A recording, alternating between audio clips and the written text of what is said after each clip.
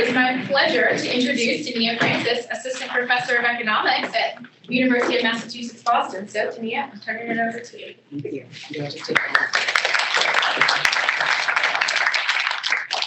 Thank you. Thank you so much. Good morning. Good morning. Good morning. So I want to say thank you all so much for coming and spending your day discussing equitable wealth. I also want to begin by thanking the sponsors for hosting what is to be an amazing program. Thank you to the Federal Reserve Bank of Philadelphia, United Way, Greater Philadelphia and Southern New Jersey, and the Federal Reserve Bank of St. Louis. I'd also like to thank the amazing organizers for putting this program together and for inviting me to take part. So thank you for that. Thank you, Samantha, Tanae, Alicia, and May.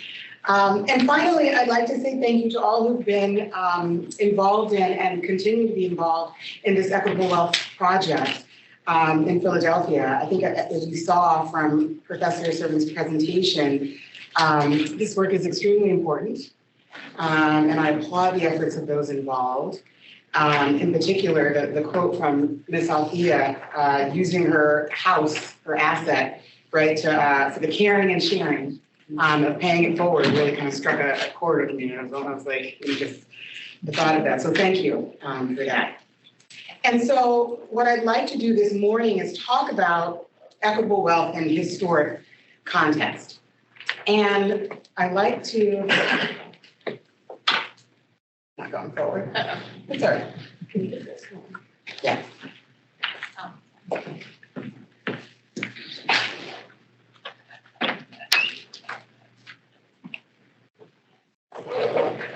It's right now. Thank you. Okay, so I'd like to begin any discussion of wealth by reminding us about all of the benefits of wealth, right? Because there are reasons to examine wealth disparities separately and in addition to examining wage and income disparities. Wages and income impact a family's ability to meet day-to-day expenditures and can feed into a family's ability to accumulate wealth through savings and investment of income. Wealth, however, provides additional benefits beyond those provided by stable wages and income. And again, I think Professor Servan's presentation really underscored a lot of these benefits. Having wealth can provide a protective safety net, helping families weather economic shocks such as unexpected unemployment or inability to work due to adverse health outcomes. Having wealth as a protective safety net may also reduce stress and anxiety and improve health outcomes. Wealth also provides access to opportunity. Households with greater wealth are better able to afford homes in neighborhoods with better schools, lower crime, and fewer environmental and health stressors. The risks associated with entrepreneurship can be less costly for higher wealth individuals who have more of a safety net to fall back on, should their businesses not succeed. Okay? And so in that sense, wealth provides greater freedom to pursue self-actualization, right? And this is the quote from Grace from Professor Servan's presentation. Wealth is the freedom to just do what you like. Okay? And so finally, wealth can provide access to beneficial social networks and access to those examine racial disparities in wealth. And so a team of economists that included Olora Durencourt constructed a continuous series of white-black wealth ratios in the US from 1860 to 2020, compiled from multiple historic and contemporary sources. This was a huge undertaking. I didn't do it. This is not my work. This is huge. It's huge. I marvel at it. For example, they digitized 50 years of state tax reports and benchmarked their estimates against multiple established data sources. And that's only for one piece of what they've done. For the contemporary data, they relied heavily on the Survey of Consumer Finance. Additionally, they did a public service by making their data publicly available for other researchers. And so this figure was produced using this comprehensive data set, and it demonstrates differences in Black-white wealth over time. The research from Durencourt and her co-authors tells us a lot about this relationship over time. While Black wealth has never really come close to white wealth, there have been periods of convergence over time. the greatest convergence between Black and white wealth occurred during the first 40 years after emancipation. From 1870 to 1900, the annual convergence rate was about 2.5%, while from 1900 to 1930, it was only 0.3%. Between 1960 and 1980, there was another period of increased convergence, an annual rate of about 1.5% as Black wealth grew. However, after 1980, there's divergence.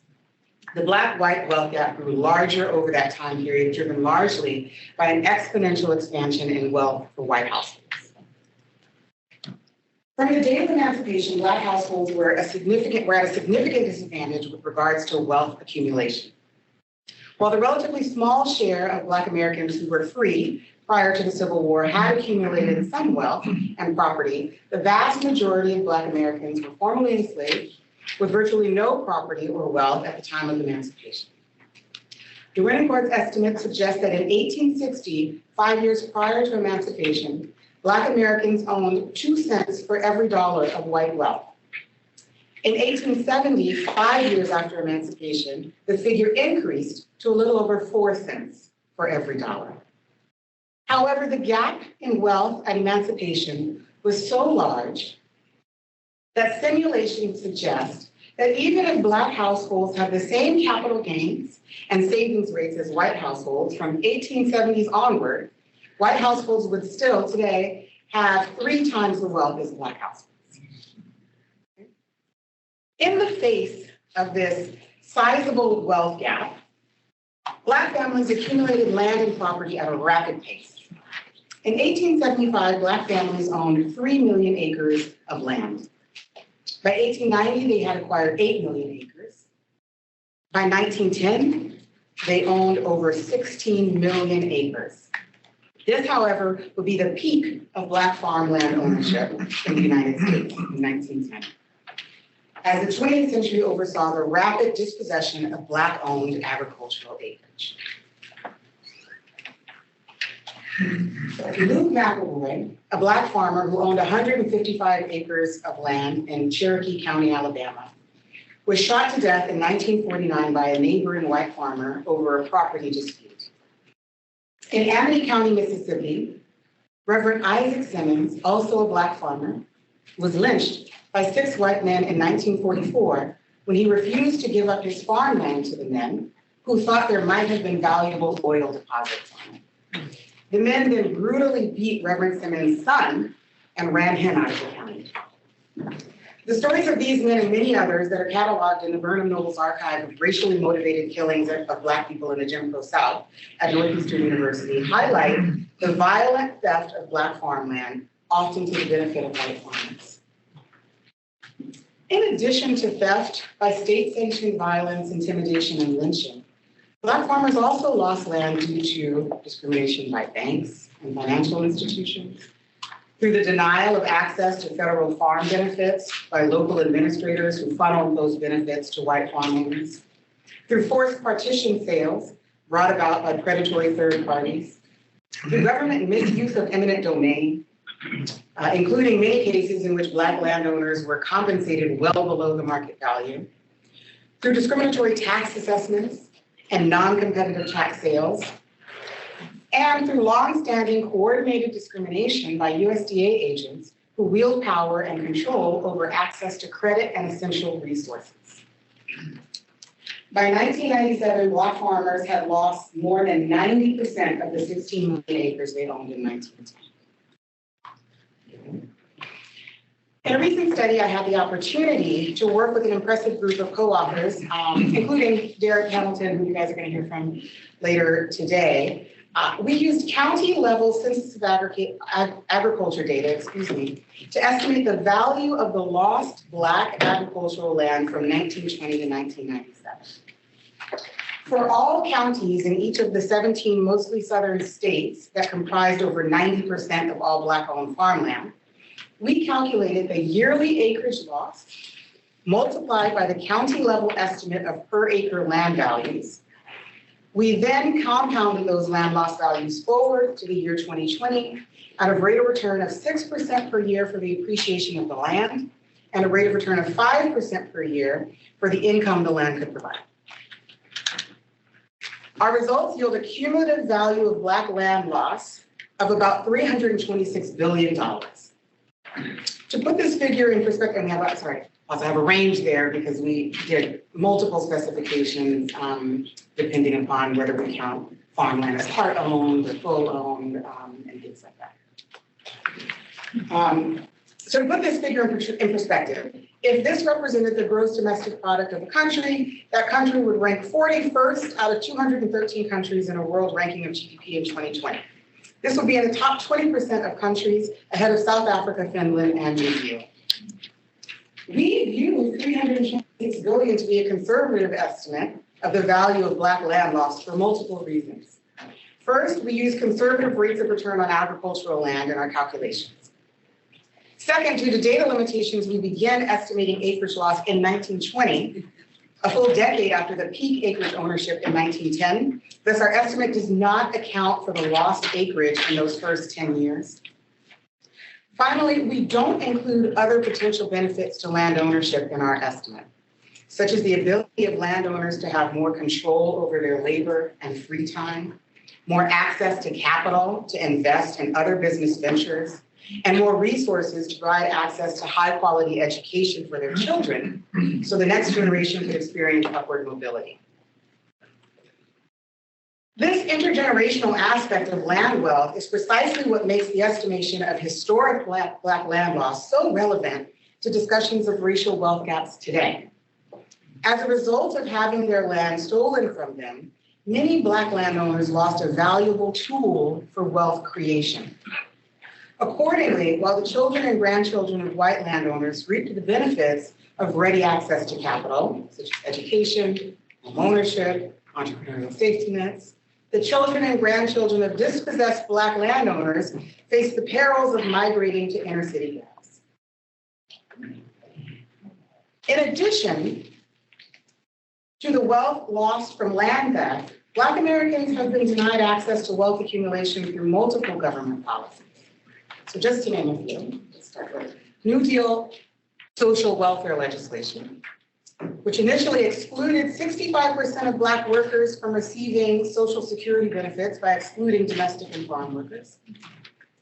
And the administration of aid to dependent children was allowed to be locally run at the request of Southern segregationists, who then systematically denied benefits to local Black populations through the dubious requirement of restricting funding to suitable homes. That's in the legislation, so who do you think is suitable and who is not suitable? Unemployment insurance was also denied to domestic and farm workers and had the added requirement of demonstrating prior, regular, stable employment. Discrimination in labor markets made it such that Black workers were often the last hired and first fired, and therefore less likely to be able to demonstrate this prior stability. Another example involves housing market discrimination. Not all of these are direct government involvement of the company. For example, restrictive covenants, which First Vice President Jerome mentioned in his introductory remarks, the effects of these covenants on wealth today. Redlining, blockbusting, and outright violence and intimidation excluded Black families from neighborhoods of opportunity and health. Right? And when Black families were able to develop strong neighborhoods, even against all odds, right, many of them were razed to the ground during urban renewal. Right? Those who stayed behind in these broken neighborhoods were subject to the added health stressors of living next to a tangle of highways. Right? Researchers at Tufts working on ultrafine particles in air pollution have demonstrated that these ultrafine particles are so small, they're not covered typically by our federal protections, and they're small enough such that they don't just get into the respiratory system, but they get into the bloodstream. And where are these ultrafine particles most present? Near highways. This is what the researchers at Tufts were finding. And when these ultrafine particles get into the bloodstream, they potentially increase instances of heart disease and strokes. So here we can connect the dots from government policy to wealth to health. These barriers to access to wealth and opportunity are not just in our past. They're ongoing. Today, they may take the form of exclusionary zoning policies. Okay? If you should want to exclude Black families from neighborhoods today, you don't have to engage in blatant discrimination. You can just pass a local zoning ordinance that requires all residential properties to be at least 1.5 acres, right? Or to be a single family dwelling, right? This has the effect of pricing out many Black families from these neighborhoods because they don't have the wealth necessary to afford these properties with those restrictions. In a sense, this is capitalizing today on the discrimination of yesterday. And so now I'll juxtapose that history, this history of structural discrimination and denial of wealth accumulation with individually based explanations for racial wealth gaps. Individually based explanations usually point to differences in savings rates, right? Differences in investment portfolio allocation, differences in risk-taking and entrepreneurship, failure to buy and bank Black, and differences in education and employment, right? These explanations, though, are often lacking support in research evidence or lacking in their ability to make a significant dent in the racial wealth gap. For example, the savings rates in Black households are not different from those in white households after controlling for income. Entrepreneurship, again, is often a riskier proposition for Black households precisely because they don't have the same wealth safety nets to fall back on. Okay. The Black-white wealth gap is significantly larger among the college-educated and beyond. Okay. In 2014, among households where the head had less than a high school diploma, white households had about $80,000 more wealth than Black households. For high school graduates, the gap was about $112,000. Among college graduates, the gap was nearly $200,000. And for those with postgraduate educational attainment, white households had over $314,000 more wealth than Black families. Okay. Educational attainment actually creates more debt for Black households, right, than white households. Okay, so I'm showing you the share of families with student loan debt, and we see Black families are more likely to have student loan debt for those ages 25 to 55. This is from the Urban Institute, so even though higher educational attainment, leads to increased wealth for both Black and white households, it widens the Black-white wealth gap since Black students are more likely to finance their debt through education. Okay, so they're more likely to have debt, and those loans are likely to be for a higher amount. Finally, to go back to these individually based explanations. Researchers have demonstrated or estimated that to close the racial wealth gap by the year 2050, Black households would have to earn double the capital gains of white households, have 6 times the savings rate of white households, and have income growth 4 times as fast, right? Individually based solutions are not sufficient. To view racial wealth gaps as the result of individual differences ignores the legacy of state-sanctioned discrimination that limited Black wealth building at the outset and persists today through intergenerational transmission of wealth and through ongoing discriminatory structures in our society. So what are the paths forward? They have to involve broad, bold solutions that are informed by this history and that dig deep into the systems of disadvantage that have grown over time and are self-sustaining. We also need to continue to collect data and information on wealth and wealth disparities. The regional Federal Reserve banks have been leaders in collecting this data and information. From their partnering with the Color of Wealth reports of the National Asset Scorecard for Communities of Color in the last decade, to their new initiatives to update wealth data in Boston, and the Equitable Wealth Project here in Philadelphia. They're doing the necessary work, and that again should be applauded. Finally, we all have the power to advocate for change locally, regionally, and nationally. And engaging in these conversations is a step in the right direction. And so I'll end my formal remarks there. I realize I've left time on the clock, so I'm happy for questions and discussion.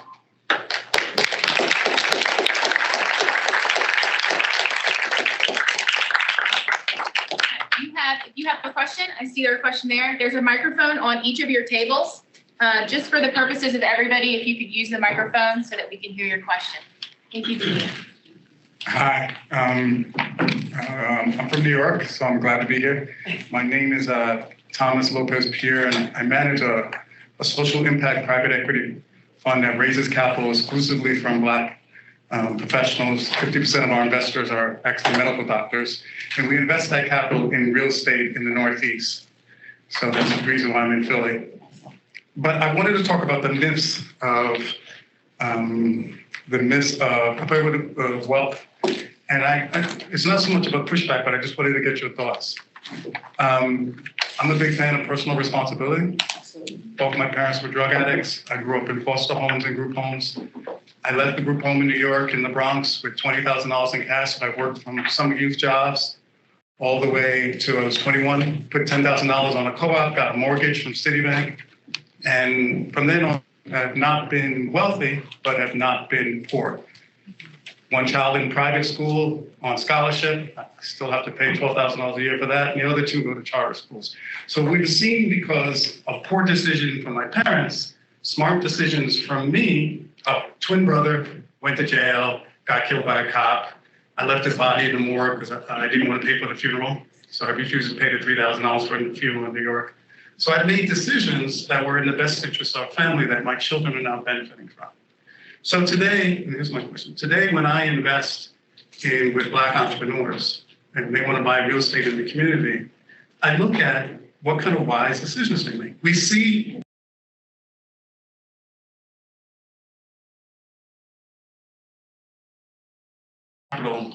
to increase Black ownership of real estate. So my question is, so much is, what can we do?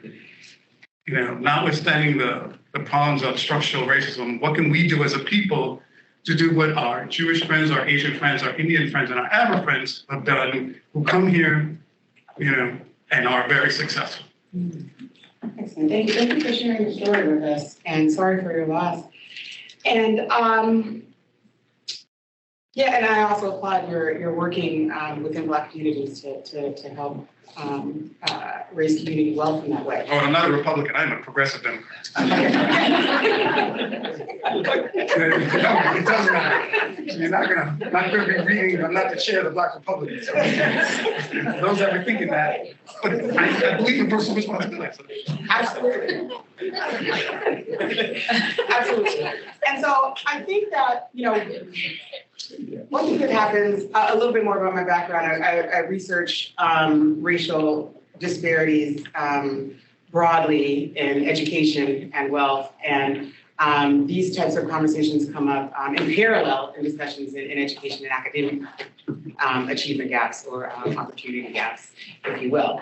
And we tend to sometimes, especially in academia, end up in camps that are, everything is cultural and individual, and camps that say everything is structural, right? And when in reality, there's a combination, right? But I think that we do, and I think that the reason that I specifically focus on structural causes is because my opinion is that we do more damage if we focus on individual at the, while ignoring the structural, than we would do if we focused on the structural and ignored the individual, because I don't think the individual is as large as what sometimes it's made to seem. But absolutely, everybody has a responsibility to make the best decisions for their family.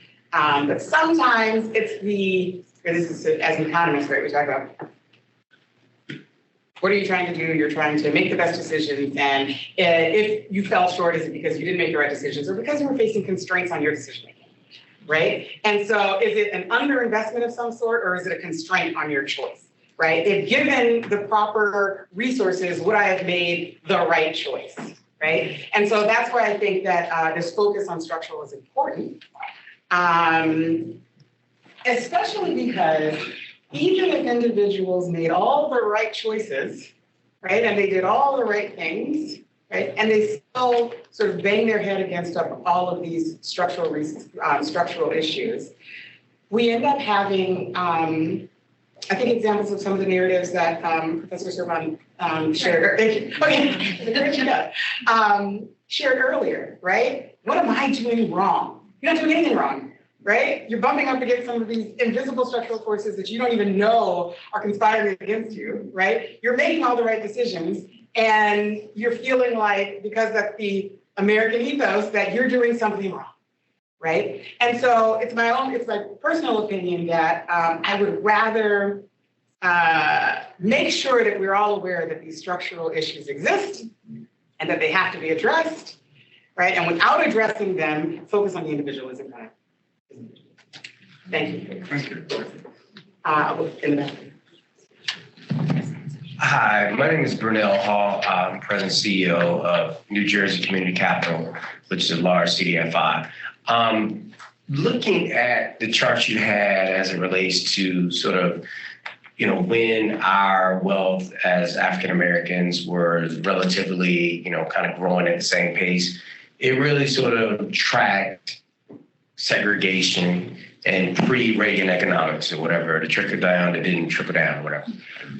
But to the structural point, if Philadelphia is minority majority, if Newark is minority majority, if Detroit is minority majority, why structurally can't we figure out, at least in those, cities where there are, policymakers, developers, businesses, in a large proportion relative to other places in the United States, why can't it be a collective plan to really attack this in a way in which we're making a dent that shows up in a chart? That's a great question. So let me preface this by saying we're moving away from my expertise in the answer to this. But my opinion and my thoughts. Wealth brings power, right? We do not have wealth, right? And so even when we are in positions of political power, right, the wealth power is always there, having a say in what happens and what transpires, right? And wealth brings access, right? I talk with my husband about this whenever we hear something on the news about what's happening, the latest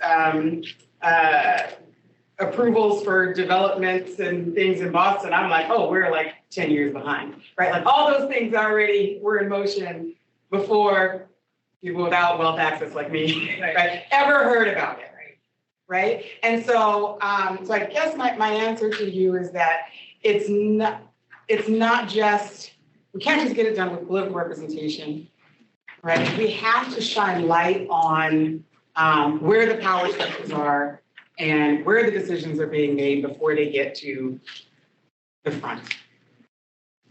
I don't know if that's me. Thank you. What's this one? Hello.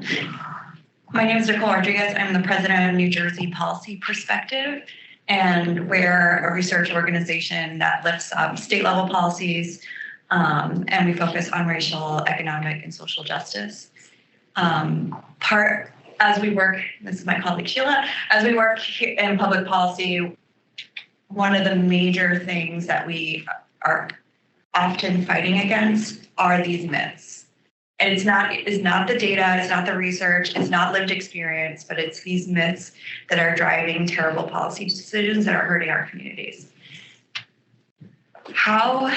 And we, as part of our think tank, we work on messaging, what is the latest messaging, but since these things are deeply entrenched, it's one of the main things that we have to focus on. Do you have any advice around being able to disentangle these myths in a way that people who've never faced any of these barriers can see? Because I know this is probably the perpetual question in our line of work, but it really is one of the most dangerous things that we are combating with. Absolutely. Thank you for your question. Yeah, that's a good one, right? So I'm also curious and interested in the narratives panel for later. I hope that those discussions will help us move this in a positive direction as well.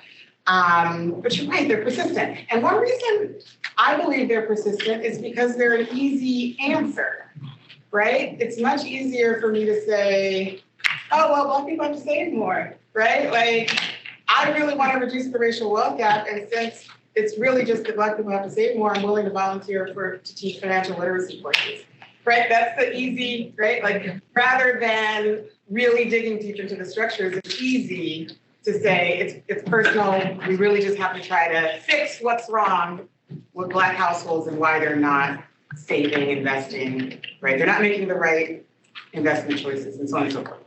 So one is because it's easy, and that's part of why they persist, right? Two, it's because we're still so highly segregated in this country that people can go through large portions of their life never having interacted with somebody who's very different from them. In terms of race, but more importantly, in terms of socioeconomic status, right? Like, you may interact with high income, wealthier Black families and say to yourself, it's because they made the right choices, right? Those families themselves may believe it's only because they made the right choices, right? And so in talking with them, those are the answers you get. And so that's a harder problem to solve, which is how do we get people talking together across difference so that we're not reduced to guessing and stereotyping, right? And this is also, again, parallels a lot of the discussions we have in education spaces where it's like, well, those families need to be up with their children at dawn doing homework with them as well. A lot of them are, right? Like you, right? Like that's but you don't think they are because you don't interact with them, right? So I don't know the answer to that larger societal question about how do we interact more. But I think that a lot of it on the level of narratives has to be continuing to push back with data, with research, with actually, right? You know, like whenever you hear something that doesn't sound quite right, it's like, well, actually, you know. And so that's the best I have. I don't know. I see one question here. Yep. Yeah. The gentleman here, and then Rachel, and then Hello. Oh, good evening. Good afternoon, whatever this is. As I'm listening, I was thought about back a while ago when there was a great tsunami that spread over the Japan area, and there was an island where there was one elder had been around long enough to know things and see things that recognized it. And he, along with a few people that trust him, followed him. And he ascended up into the mountains someplace. And they were a group of people, a few people, were some of the only people that had survived the tsunami because they followed the elder. All of the research, all the data, all this information you put together, some of us don't know why I'm here. All of you great minds in here. No degree, you know, those things. But learned experience has gotten me here. And I just advise you all to find a way to seek out and find your elders. And all of the research you've done, no one has spoken to me because I guess they don't know how to find me. But your job has to be to go into communities or wherever it is and find the people. I am a 70 plus 19121 zip code Philadelphia lifer. And if you stick a pin in 23rd and Ridge and Cecil B. Moore, and you give me a 1.5 mile radius, I can tell you anything you want to know about it. I've lived it. I've been through it. Yes, sir. I have been conscious of being conscious since I was 5 years old. So everything that has happened to me, my family, and anyone in the community, I've lived it. All of this data, I have been around long enough to have heard this for 20 years, 30 years, 40 years, every 10 years. It seems like after every new census, there's a group of, no offense, folks like you, put together or work on studies that they've done, commissioned by all the universities in the city here, of what needs, of what's going on. You know nothing. You know nothing because you have not gone to the people that do know and can guide you out of this mess to somewhere else. You have to find the time to do that.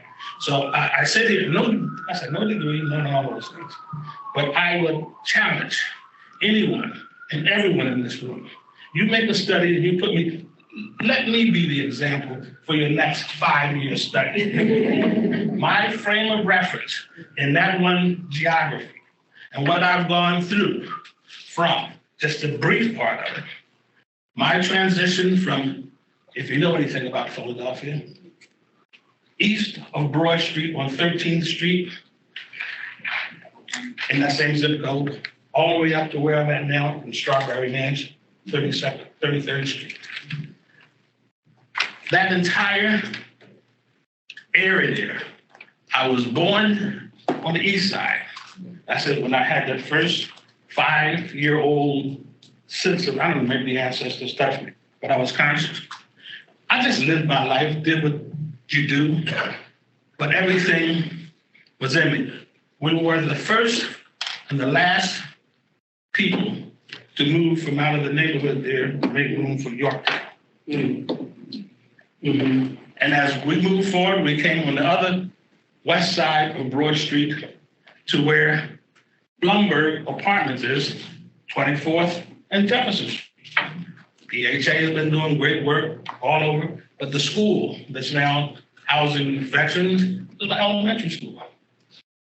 One of the Fox Junior High School used to be when I was there.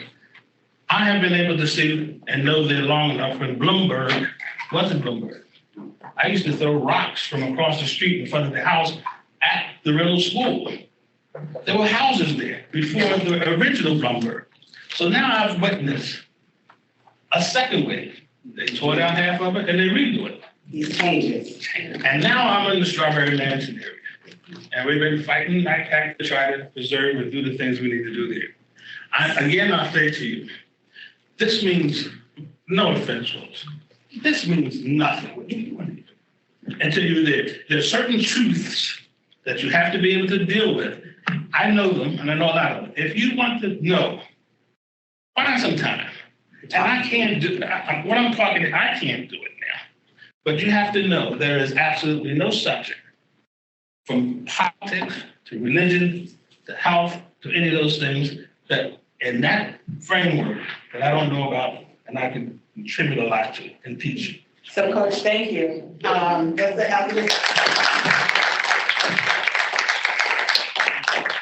you.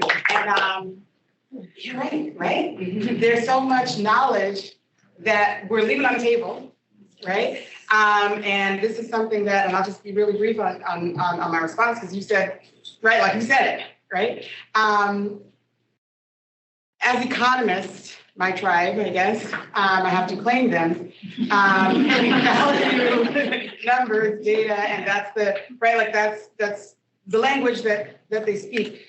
And sometimes, oftentimes, most times, don't value stories, right? Oral history, right? The qualitative work, right? Which all is data. All of that is data. All of that is research. All of that is important, right? And we're leaving it on the table.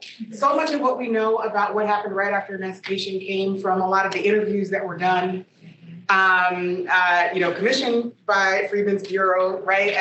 Going around South and interviewing a lot of these elders. And we're leaving a lot of what we know on the table if we're not going around and recording and getting this oral history. So you're right, and I applaud you, and I encourage everybody to speak to the folks who know.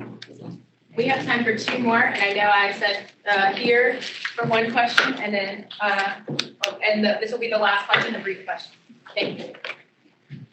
Hi, I'm Rachel Meadows. I'm with the City Council of Philadelphia. I actually kind of wanted to respond to the gentleman from the New Jersey CDFI because I think that in my experience, I've been with City Council cumulatively over 8 years now, and I think the City of Philadelphia does try to address some of these issues, but we're addressing it on the individual level. So we have programs, for example, we have Philly First Home, which gives folks a $10,000 down payment and closing cost assistance. We have Restore, Repair, Renew, which is a home preservation loan program that was created because people were getting denied loans by private banks.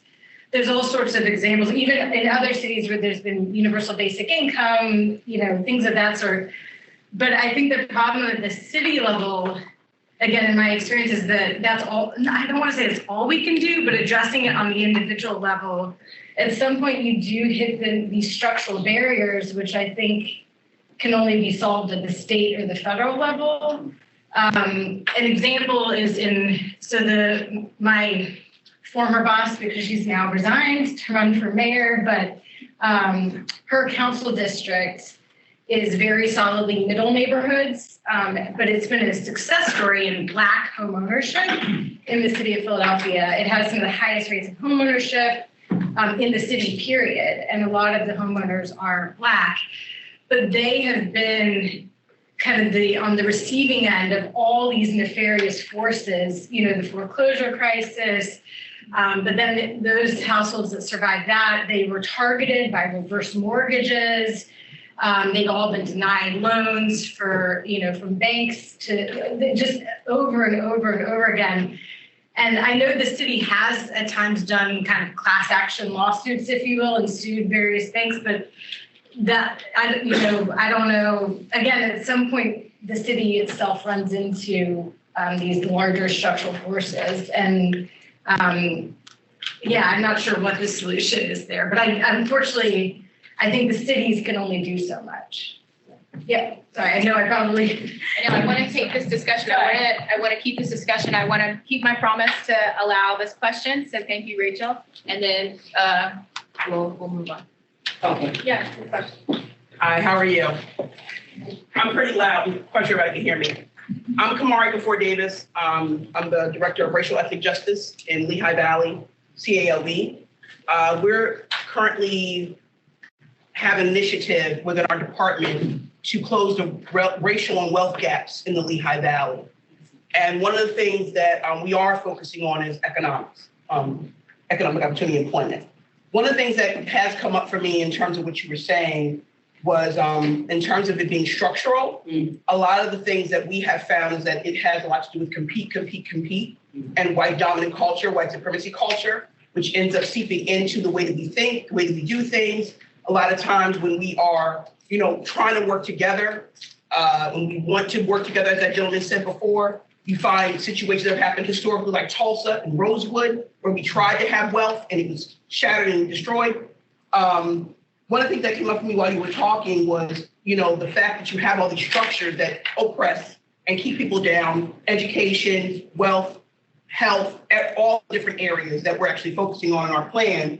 And I'm just kind of like wondering how you think that, because we went through a training, a ROC, from Allison Schott, who actually invited us here. And while we were in that training, they talked about reparations. And I'm wondering if that's something that you all will talk about or even touch on, because they talked about that would be like the only way that we could actually close that gap.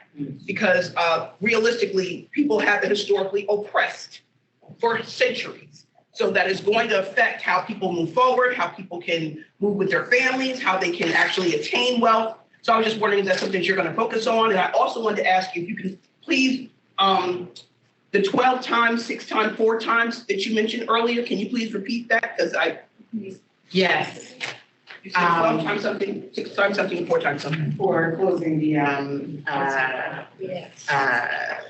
gap. Okay, while I find those numbers, I also wanted to first of all, thank you. Thank you for your work. Thank you for your questions. I also study reparations. My dissertation advisor was Sandy Garrity, who has a book with Christian Mullen, From Here to Equality. He and I have published work on reparations. In fact, 2003 now paper on the economics of reparations. So I've been working on this for a long time. And so yes, from my point of view, and also from the same simulation that gave us those 4 times, 6 times numbers, which I still haven't found out, it didn't number my pages. They also used what would happen if we gave a reparations payment on the order of what was recommended by Dania and Mullen in From Here to Equality, which was, I think, like a payment of $326,000 or something per eligible individual. And that was the only simulation, the only policy in their simulations that did close the racial wealth gap. Now, the caveat was that in their models, it closed the racial wealth gap, and then it started to open back up if you didn't also address some of those individuals, right? And so the idea is that it's not an either or, right? But that these things have to go hand in hand. And so yes, right? Like, so that was the only large, bold policy in these simulations, at least, that was going to close it. But you have to also have. That would be the biggest economic gain for white America, because they have the structure and the distribution of controlling wealth. So we would just give the money to them and they would just enrich their families. Okay, let me just, I know. Yeah. I have a paper on that.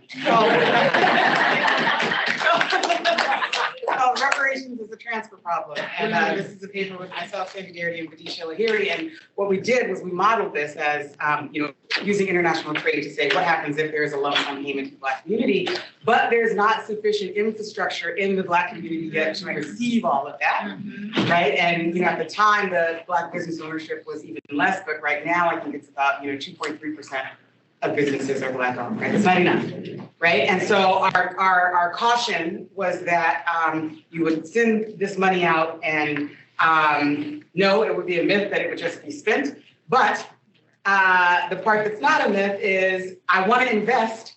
What do? I put it right back into the banks that are discriminating against me. Right? But our policy recommendation from that was not, reparations should not be a cash transfer. It was, let's build up those infrastructures now so that when people get on board, we're wearing them down. Approval for reparations was about 1% among, white households back in, 2001, and more recently it's about 30%, right? So once we all get on board, that infrastructure will be there. I didn't find the numbers, I'll bring it to you.